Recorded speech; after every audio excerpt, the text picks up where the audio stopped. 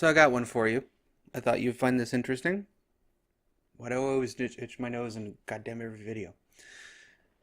Oh, anyways, have you ever wondered why the concept of pronouns in particular is such a knee-jerk kind of vitriolic reaction? Respect my pronouns, using pronouns that don't exist, making shit up that doesn't exist. So think about this for a second. Why does that rub people the wrong way? Why do people just have a knee-jerk reaction to this pronoun nonsense? I can give you a really good reason. And it goes back to a fundamental principle that some people fail to understand, I think. And the first part, there's two parts to this principle, which is fun. Christianity tried to conceptualize it. It's been a part of our multiple different cultures throughout all of human history. So, of course, every religion tried to own it or explain it in their own method, if you will. But this is how it goes. So, first part, common courtesy. So there is a default level, right, of interactions between two people, complete strangers in particular, usually set by a moment of distrust or trust. Also depends on tribal behaviors, biases, and all this other stuff. So you will immediately trust or not trust somebody to just need your gut reaction from what they look like, how they act, how they approach you. Do they stand up straight, or they slouch forward? Are they kind of portly? Do they get all big and buff like I look? Yeah. What's their approach to you? What's the body language? All that kind of stuff translates in your brain real quick, and you have a knee-jerk reaction, which causes a common courtesy response with the first communications, words or not words. Older civilizations, the first response is usually violence. As we became more civilized, the first response to most people is, hi, how you doing? Even if it's just like a short facial recognition, that kind of stuff. And actually in the street, in the urban areas, the knee-jerk response is flat out ignore people. They don't exist in your world. You don't have any interaction with them. You don't talk to them inside or outside of work. You get on the bus with these people every day. You recognize the faces, for example, and you never say a goddamn thing to them, right? There's a common courtesy. The default is ignorance. There's a step up from that when you're forced into an interaction where you have to work with one another, or you meet them like at a fan base or something like that, right? Or you're doing a live stream or whatever. There's a common courtesy level that everybody meets, and that common courtesy is dependent upon a fundamental principle of mutual respect. Now, that mutual respect and common courtesy is a default level, I guess you could say, depending on the interactions. When somebody, and this goes to the second principle here, when somebody tries to impose a standard, an ask of you in your first reactions, in your first setup of conversations, you're immediately defensive or offensive, depending on what that ask is. And it depends on how they phrase it. So it's like, could you please call me this? Say you mispronounce their name. Actually, that's not how you say my name. You say my name this way. There's an okay, and you fix it, and then you feel kind of dumb maybe. You might get a little defensive. Maybe they're critiquing you. There's a whole slew of psychological things that go with it. Well, within the piece of this respect my pronouns, and we knowing that they don't exist, and we know it's coupled to an ideology, particularly intersectional feminism, that thinks that there's 50 billion genders when there isn't. Ironically, I did a couple videos already. Gender is indeed on a spectrum. I do not believe that. I know it. And the spectrum is a binary spectrum between male and female. People don't like that. Sucks to be you. There is no... Gender is directly linked to sex. There is no way around it. We have defects, not variations. Anyways, I have a whole other video going over that kind of craziness. But in particular, I thought I'd cover these pronoun things for an example. The reason why Jordan Peterson, as an example, had such a knee-jerk reaction of the government imposing that he has to respect pronouns is because it's compelled speech. When you compel somebody, you're trying to use force against them. Now, the mutual respect principle, which is a sociological principle of kind of level setting the playing field, your respect can go up and down depending on your interactions with that person. If you're both treated well and you get a higher level of respect, become a couple, become friends, best friends, whatnot, what have you. Some of that can kind of weirdly slip, but it's all based on a trust level. Maybe I'll get into that later. But essentially, that mutual respect level, when somebody starts with a demand, not a voluntary ask, not a correction, but you will respect me, is the type of thing. Excuse me, I'm a doctor, that kind of shit. They throw an attitude at you, kind of make an imposing demand, try to compel you into a position that you don't want to be. The respect level shifts. They think they're up here, and they're looking down upon you as if you're lower than them. Now, this offset causes a knee-jerk reaction for everybody down here. So the guys that are respecting the pronouns, forcing you to do it, are up here. At least they think they are. And they think that you are down here. And it actually does set this off. But what happens is, when they impose the respected pronouns, there's a division. It's not an offset. It's a division. You've now pulled away from the mutual respect area, and you've gone into combative behaviors. Now you're trying to impose your will upon somebody else. And the mutual respect clause has a second verse to it, if you will, and it's best brought forth by an idiom that my dad used to tell me all the time. Respect is earned, not given.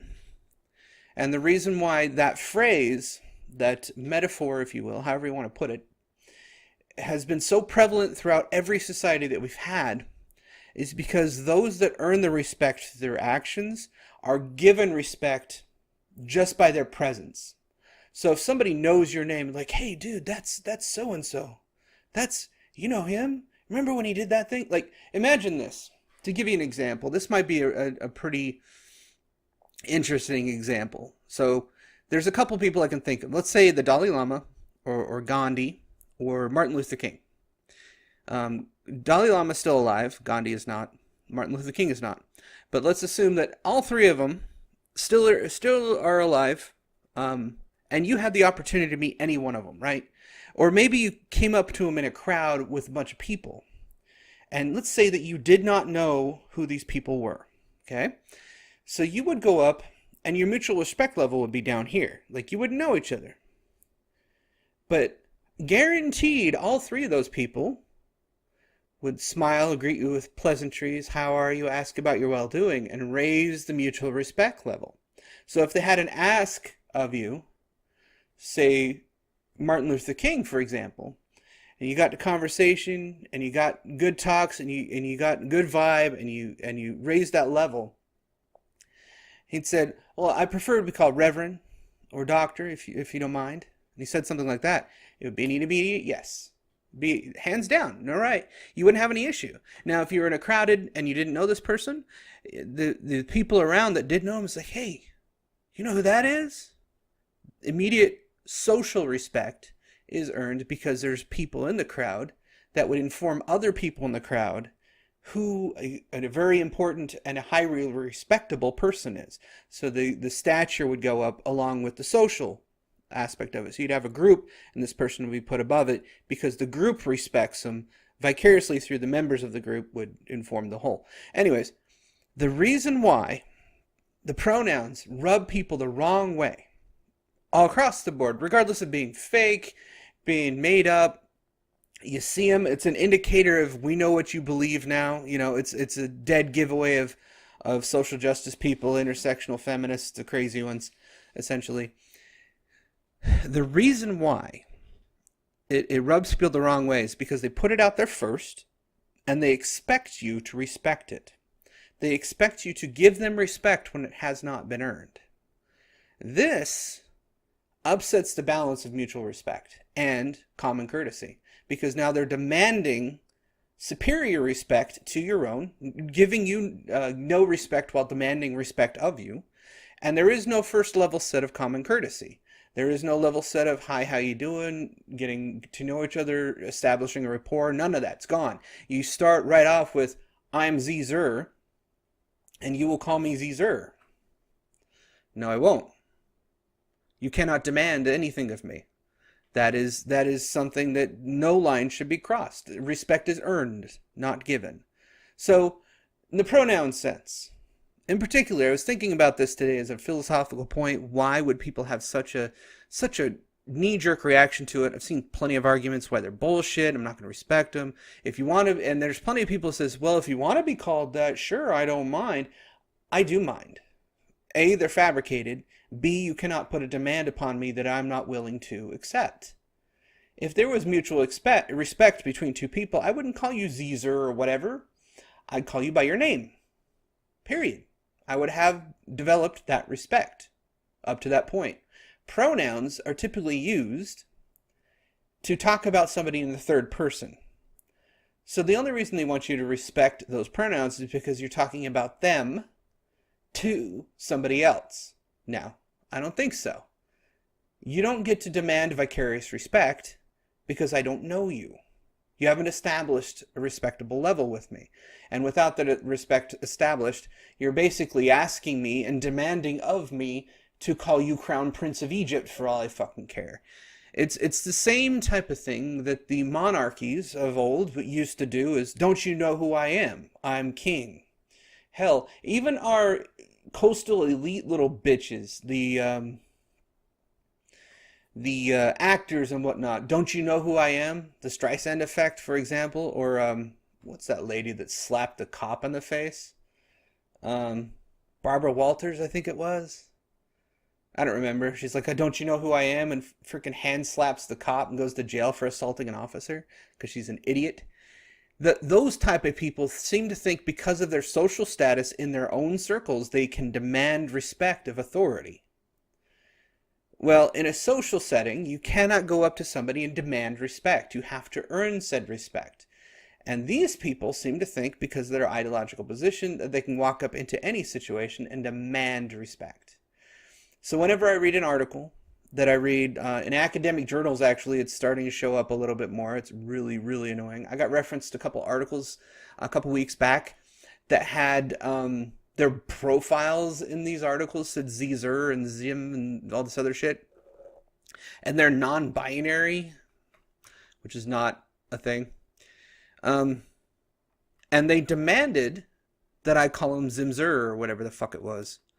And no, you don't get to demand anything. It's same thing goes almost for the you cannot tell me what I can and cannot say, the clause of freedom of speech. It's a different argument for a different time. But I thought I'd lay this out for you, kind of a philosophical reason why everybody has this knee-jerk reaction to the pronouns. And it's the pronouns themselves are a method and an attempt to control speech through force. That attempt to use force against people gives people a knee-jerk reaction. They don't want to be forced into doing anything. No one likes force or authoritarianism or dictatorships or tyranny, for that matter. And all of the above applies to this pronoun thing, which is why no one in this realm will ever get respect. This is why they always get dogpiled and shit on. This is why they get supposed death threats and the rape threats and all that other shit. I wouldn't doubt if they took somebody saying go kill yourself literally as an example and call that a death threat, or why don't you sit on a plunger and twist and go unplug your toilet, you might find your brain, you know, that kind of thing. They probably take those seriously. Who was it that sent me this message of death, and do they mean what they say? But anyways, I thought I'd leave you with that. It's a little interesting kind of side thought experiment. Kind of sides with the sociology a little bit, that there's a mutual respect and all that kind of fun stuff. And certain people earn clout, but they've earned it is the kind of the point. These people demand it, and that's the difference. Respect is earned, but never given. And that goes for literally everyone on the planet, including Trump. So I hope you enjoyed this video. As you can tell, I'm tired as hell. Look at the puffy eyes and shit. I'm going to be going on vacation, and like I do a whole shitload of videos anyways, right? Um, and I will see you next time. I hope you enjoyed this, like I just said. And yeah, my big long deep dive is coming. Stay tuned. I'll be back. I'm bringing some karate experts with me. They'll get you